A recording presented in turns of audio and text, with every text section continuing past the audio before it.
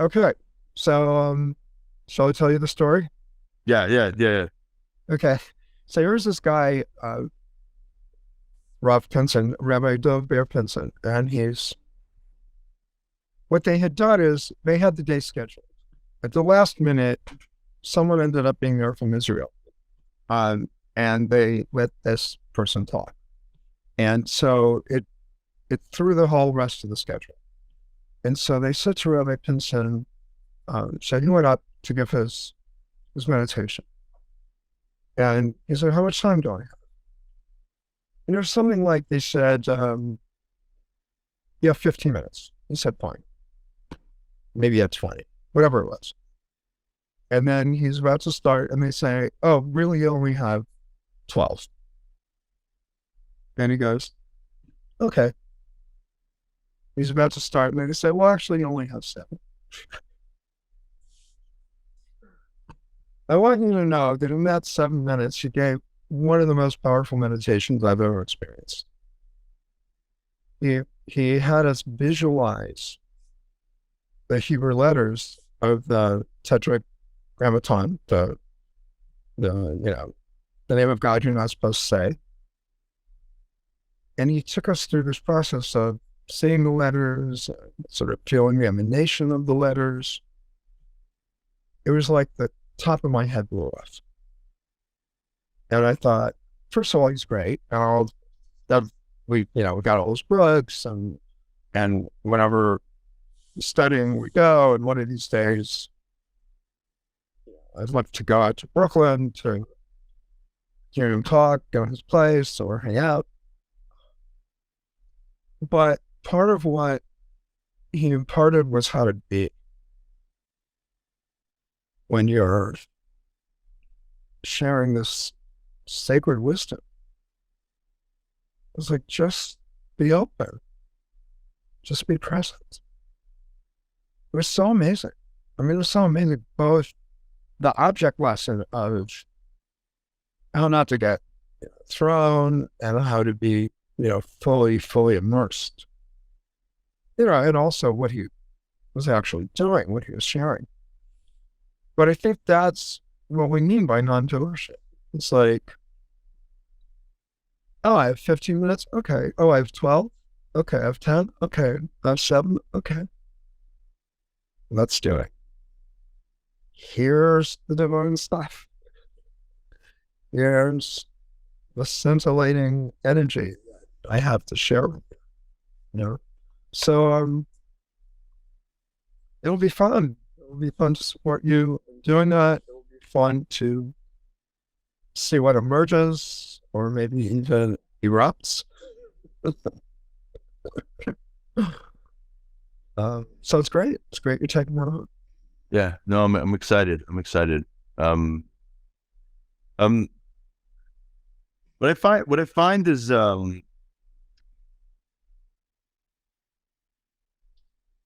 the virtue, or like the desire to start actually putting this out there to people is an interesting, I've been doing this almost 10 years now. It was funny when we first met, because I didn't know, I've known you, you've known me my entire life, right? Pretty So, much. like, there's this space where I saw you at the JCC, and I didn't know that you were leading it, right? Just, I showed up and I'm like, oh man, that's funny. And it's like, that was 2 years in, and, there's a space there where you do something enough, and then you start embodying it, which I think is an interesting, place to be in. You start actually being calmer, not just pretending to be calmer, right? It's like Or trying to become trying to be calmer, right? I'm trying to be calm. Yeah. And I think that's interesting.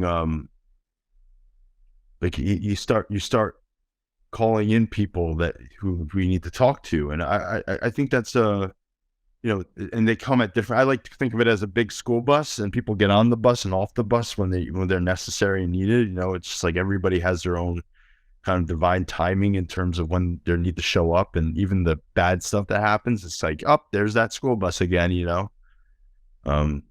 So think of a yellow cheese bus of life, right? It's a good image. Yeah.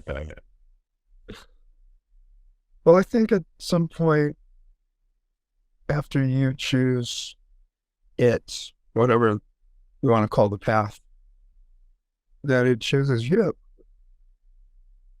And it comes to you, and it brings you in more, and it nurtures you. I've seen this with you also because you've told me over the years that people start telling us that we're different. Right. People start telling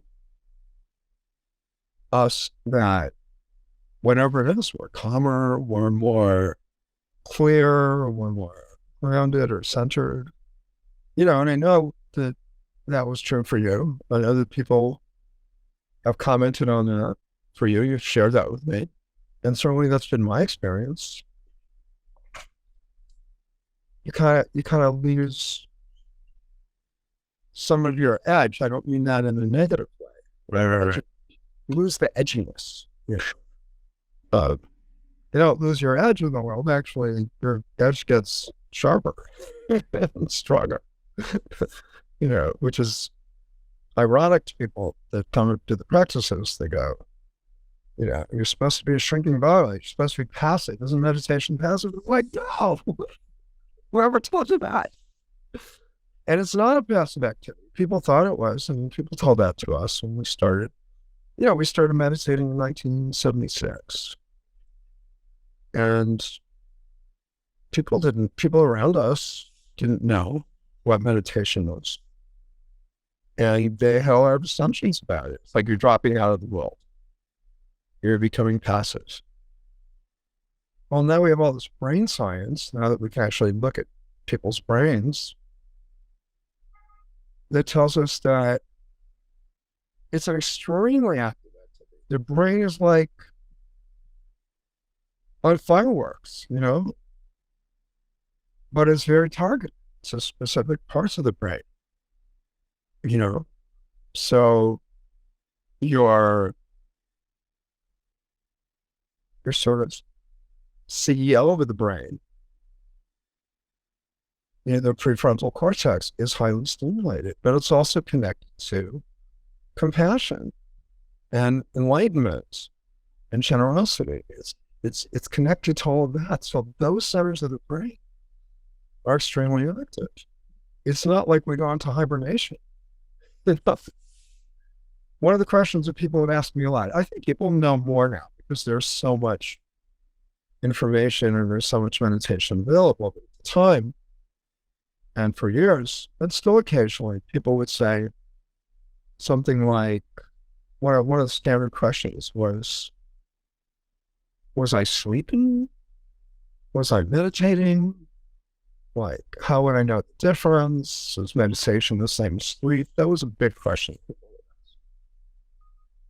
And it is different because we can see what's going on in the brain and the nervous system when we're meditating and when we're sleeping. And those of us who meditate, I feel a profound difference between sleeping and meditating. And for years, I still do meditate before I go to sleep at night, but for years I was doing it as a practice. When I started meditating, not long after I started meditating, I had like a night job, and I got home at like midnight, and I would sit for meditation before I went to bed. Like I would sit with my back against, the headboard of my bed. And what would invariably happen is, or even if I lied down, there was a moment when I noticed that I had been meditating and now I'm going to sleep. Like I literally noticed that because it's not the same. Right. And often people go, well, I like to lie down for meditation. Right? I said, of course you are. Like, why wouldn't you? Yeah. And then there's the teacher so-and-so said. Well, teacher so-and-so said, never lie down when you meditate. Never meditate for less than 25 minutes twice a day.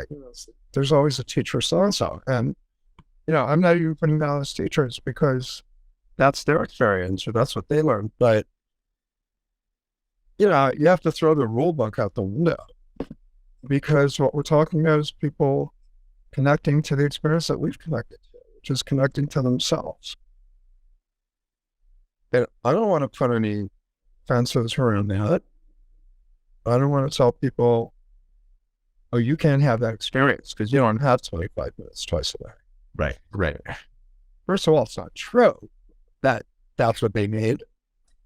But, I understand discipline and I understand paths and I understand that there are systems and all of that and I respect them.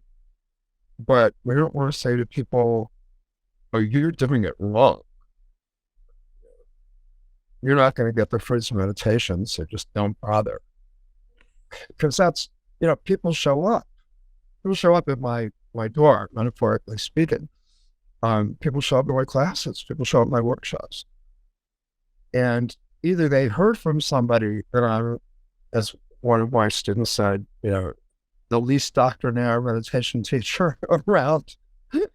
Either they've heard that or they just want to give it another chance because they knew it was good for them, but they felt that they failed because they had to drop out of this program or system because they just couldn't sustain it. It wasn't working in their lives. The way their lives worked, they just couldn't do it, whether it was the time or the way they were doing or whatever it was.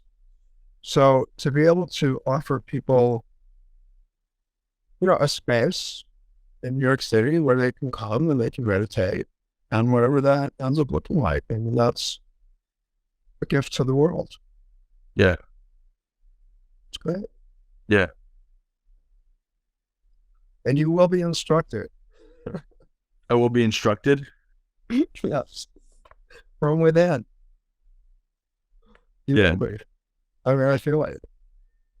And yeah, of course, I and others are available to support you in any way that we can. But the main instruction that you're going to get is from your own intuition, from the lessons that you receive, and also in your meditation practice. You've probably started to experience that when you start sharing or teaching meditation. Your meditation changes. At least that was so for me. Because now I'm both having an experience, I'm having a kind of meta awareness of the experience. It's like, oh, I can explain it like this, but I'm still in the experience. So there's both the receiving and also being able to take something out that you can offer to others. It's great. That's fun. Yeah, I think this is gonna go rather well. I hope, I pray, but I think it's gonna be what it is, and it's gonna be fine, whatever it is. Yeah. And I know the types of people that I connect with, who I think are really authentic practitioners who feel the calling and do it. So, and the people on my list are already like, I made a short list of people, and it's just gonna expand from there, and but it's like you start meeting, you start meeting people and you see it, they are and they're crazy. And it's wonderful, you talk to them for hours and they start sharing information that you've heard elsewhere and heard in other modalities, so I'm excited. It's good. Yeah. But I have a question for you. We have about 1 hour, so just so you know, time limitations. Okay. What can you do to go deeper? Probably shouldn't do this question, but I was just thinking about it this morning. But like, what is it? I mean, there's there's the daily practice, which is amazing, and if you keep doing that, you go deeper. But is there like what is there? I mean, people are looking for, how you're trying to get to the Garden of Eden, so to speak, inside, right? Paradisimo, I guess you could call it if you were Catholic. Like it's like, aware of yourself. But what is it that I know? Well, for me, what takes us deeper is contemplation. And that's what I think is missing from some meditative instruction. So, you sit and do a meditation practice, and there are so many different styles. There's something that I think of as contemplative meditation, or some people would say just contemplation. And so in Sanskrit, there's two different words. And I don't pretend to be a Sanskrit scholar, but I know some words and concepts. So there's jhana, which is what we would call meditation. Close your eyes, and you're trying to let go of your thinking. Maybe you focus on a mantra or an image, but basically you're going to be quiet. That's what we tend to think of as meditation, even though, there's guided meditations and all of that. But then there's the word dharana, which is Dharana. And a dharana is defined as something that you hold in your awareness. So it could be a question. It could be a concept. It could be, so like here's one. What does it mean to go deeper? How can I go deeper in my practice? So you're asking yourself that, with the understanding that all wisdom is within us. It's accessible. So we ask ourselves that question. There's different ways to do it. I may have shared this with you before. It's one way of doing it is that you can ask the question, like you just did to me. And this is part of my answer to your question. And or you can, sit with a pen and a little tablet, maybe in your lap or on your desk. And you can say, okay, how can I go deeper? And then give yourself like 5 minutes and write down everything that comes to your mind. Just like free assessment. Okay, for say 3 or 5 minutes. And then close your eyes. Drop into the space of your own heart. And ask the question again. So in this example, how can I go deeper? And then I'm just going to sit for a few minutes and see and hear and feel and be aware of anything that arises. It might be silence. Maybe that's your answer. It might be some personal instruction. It might be a saying or a truth. It might be that you recall an experience when you did go deeper in this particular contemplation. And then, write it down. Usually what happens for me is like, what comes up is like one word or one feeling. It's like, oh. So that's a contemplative experience. You could also do it without writing everything down that comes to mind. You could just ask the question and sit. And it might not be, how do I go deeper? It might be some other contemplative question. I usually I guess truly I always contemplate what it is that I'm going to teach. So like say I decide that I'm going to teach or talk about the inner light, which I've experienced, which I've studied, I have a lot of quotes on it, I've talked about it. But if I'm going to do a class tomorrow on the inner light, and I'm going to sit and I'm going to say to myself, what is the inner light?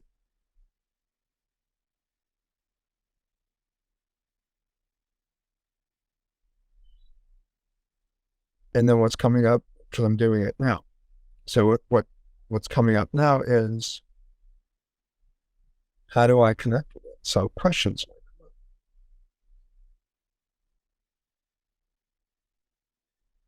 How do I strengthen it or enrich it or deepen my experience of it?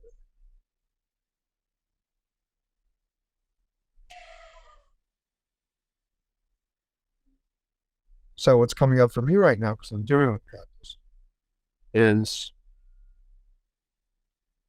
so these questions came up, and now the answer that's coming up, or an answer that's coming up, is by sharing it with others.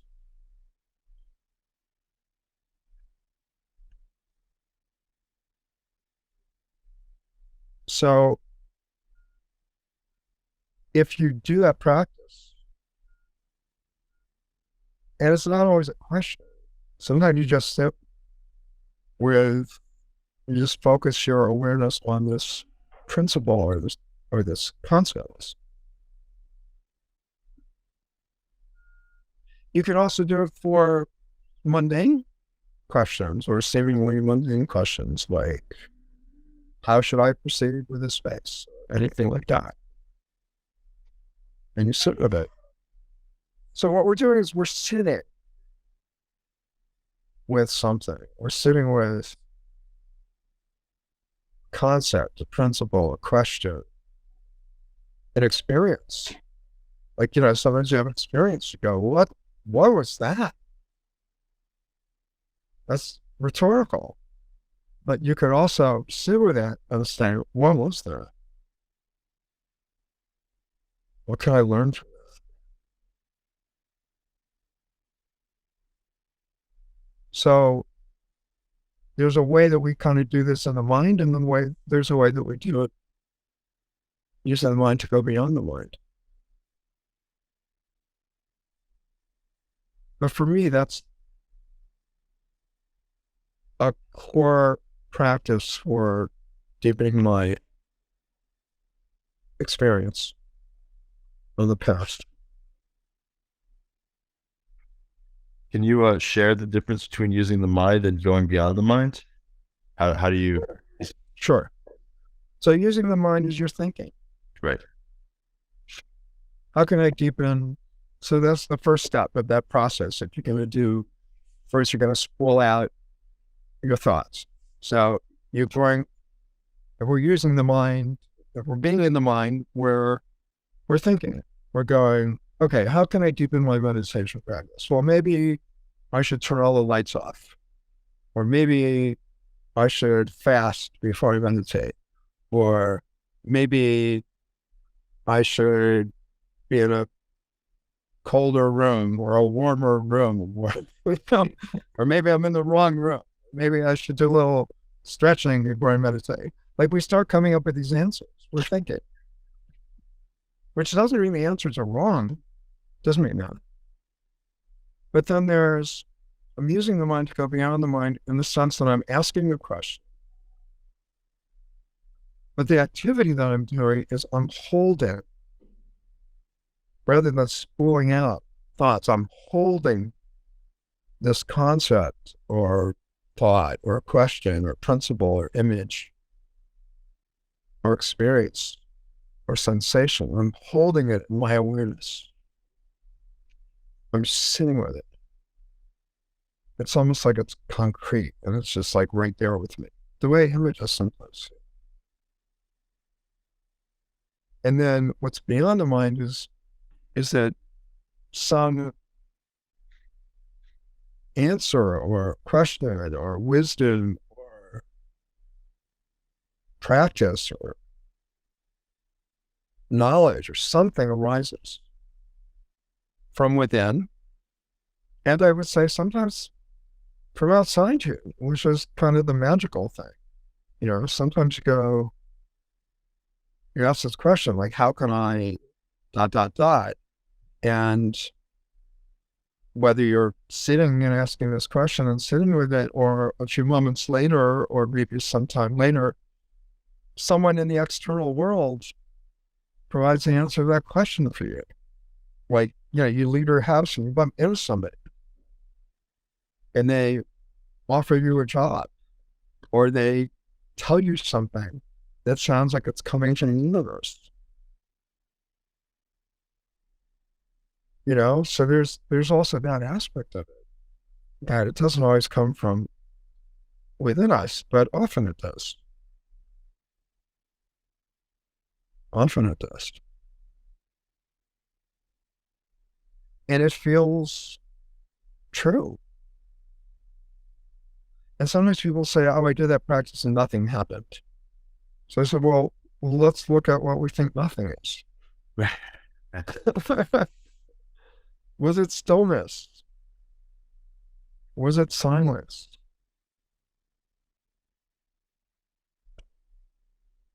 And can you sit with that and see if it unfolds or transmutes into something else?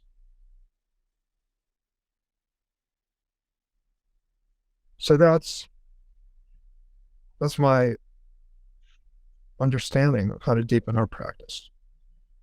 And there are other things that some people might do if their practice isn't so regular. They might try that, being more consistent.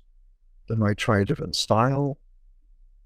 But I think ultimately, if you're meditating with regularity and you're experiencing a deep, sort of a natural deepening of your experience, then I think if you add the contemplative piece, you will see a deepening in your understanding and also in your practice itself.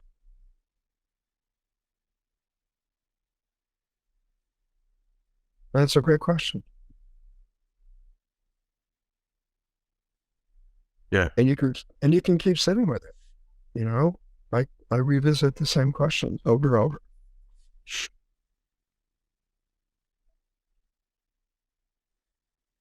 So let me switch the question then a little bit. So now we just deepened our meditation practice. And the second question becomes, how do you connect closer with God or the universe or spirit or creator? Okay. So that's a big question. And it's a question that's ripe for contemplation. I think the simple answers have to do with connecting with ourselves and connecting with others. I was thinking that, there's this great statement in Pirkei Avot that the world stands on three things. It says, Al Torah, Al Avodah, Al Gemilut Chasadim. What does that mean? So Torah. What is Torah? It's a lot of ways to say what that is. It's our history, but also it's revelation. So there's revelation, like what's revealing itself to you in your life. And can you see that as being revealed from a divine source? There's Avodah, which literally means work, but in this context means ritual. Like, what are the things that we're doing that connect us to the divine? And then the third is what connects us with others. So acts of kindness, acts of service will connect us with the divine when we do something for someone else, or for other people, or other groups, or communities. So I think that's obviously that can all be expounded on or expanded on, but the core of that is connect to that divinity that's within you. You are open to the divinity that is being revealed in the world, and there's a lot of stuff in the world that doesn't look divine. But how do we hold that? How do we work with that? How do we open ourselves to these experiences of revelation in the world, very and from within ourselves? And then what are we offering? What are we giving? You know, I don't know that you can feel connected to spirit or God or the sacred if it's all about you. People thinking that meditation is some kind of me activity. It isn't. It's not about serving your own ego. It's about transcending your ego and being of service to yourself. Now, that doesn't mean you have to be a meditation teacher. It also doesn't mean you don't have to be a meditation teacher. No, it means that you can share meditation with others, but it also means you can share food with others. You can share space with others. You can support others in different ways. That connects us to the divine. Because, this whole mindfulness revolution doesn't actually exclude the heart. But I think some people don't get that.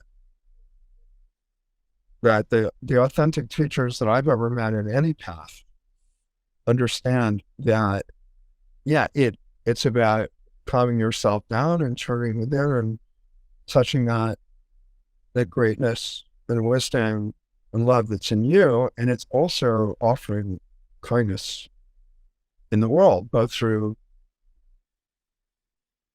whatever you want to call it, loving kindness, meditations, compassion, prayers for healing, any of that, but also, rolling up your sleeves and helping people.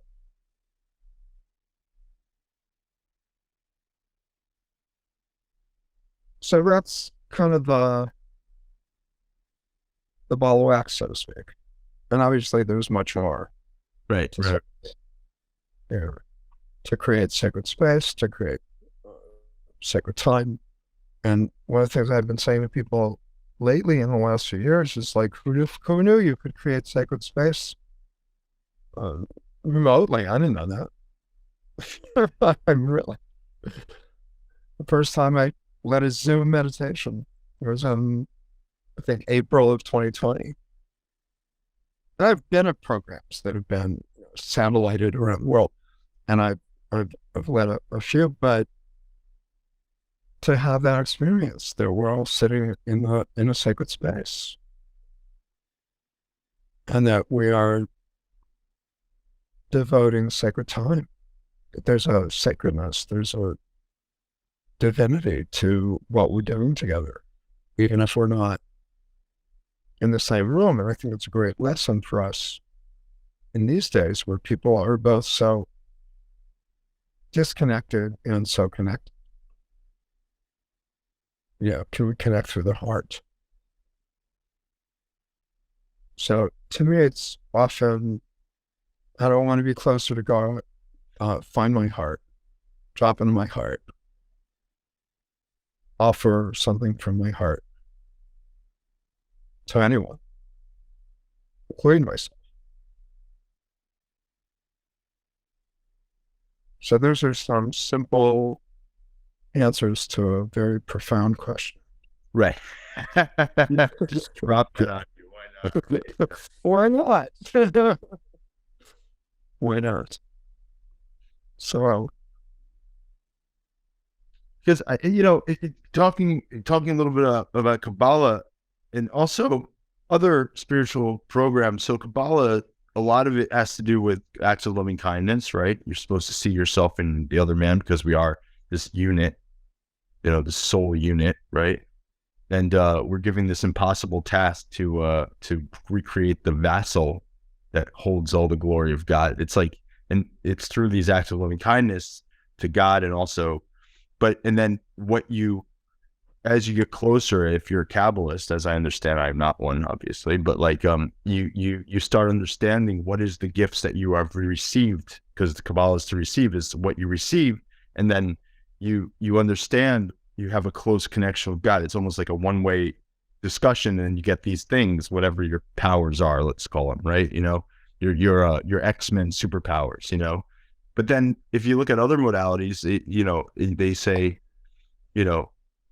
when you came close to God, he revealed himself to you. And then there's all this, and a reveal is not seeing the face of God, so to speak, but more so that the power of the glory of what is the incredible part. So I find it,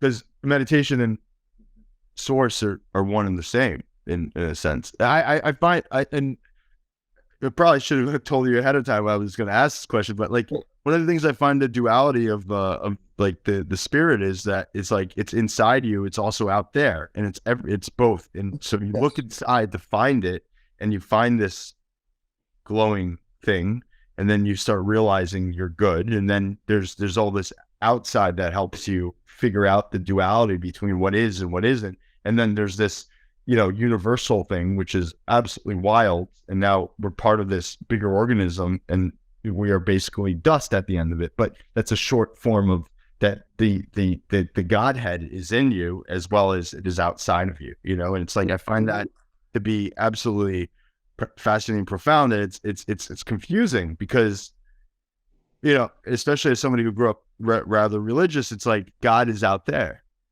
Right? God took me out of Egypt, right? And then all of a sudden you find that God is the wisdom is inside, because you have to go deeper to understand what it is you're looking for, which is who knows what, right? But at the same time, you have this duality on the same part, which is that you're looking outwards, but you're also looking inwards for the answer. That's the non-dualistic duality. That's what that is. It's dualistic and it's not. It's both and, So I find that something very rich, that you have these pairs of opposites and they travel together. You've got the high and the low and the inner and the outer and all of that. And, joy and sorrow, pain and loss, all of that. And they travel together. And then Rabbi Nachman says, well, where's the true peace? The true peace is the peace between the opposites. Can you find that middle place? So I think that's one of our goals is to do that. And I'm actually going to have to stop. So I didn't realize that we had said 2 hours, so. No worries. This is, we'll keep this next time. I'll just ask you about Rabbi Nachman. How about that? I'll give you a heads up, Yeah, and we should also talk some more about this question, because it's like a lifelong question. How do you get closer to God? Right. Yeah. Okay. One quick question, just for accountability. How's the writing going?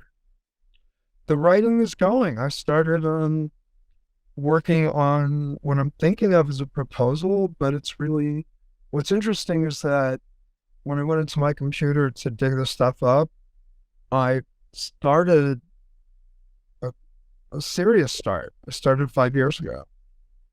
There's a whole lot of the stuff in one of my files from 2018.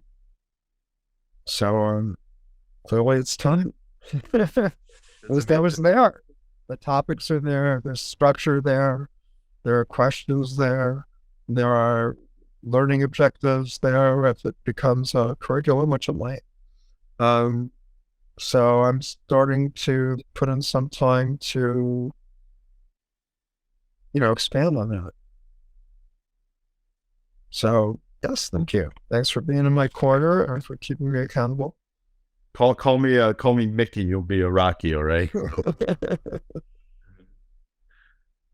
right. But Well, we're not hurting it. We're not hurting anybody. no. It's all sport. It's all sport. All right. So take care. Shabbat shalom. Shabbat shalom. And let me know about when next week we can keep this question asking. Absolutely. Okay. All right. Take care. Thank you. Shabbat shalom. Shabbat shalom.